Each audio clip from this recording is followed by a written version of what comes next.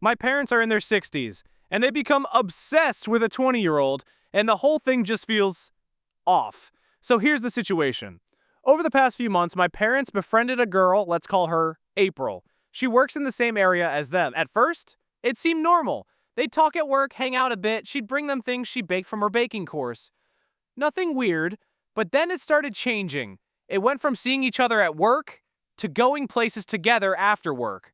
Then suddenly, she's driving 40 minutes out of her way just to visit them at home.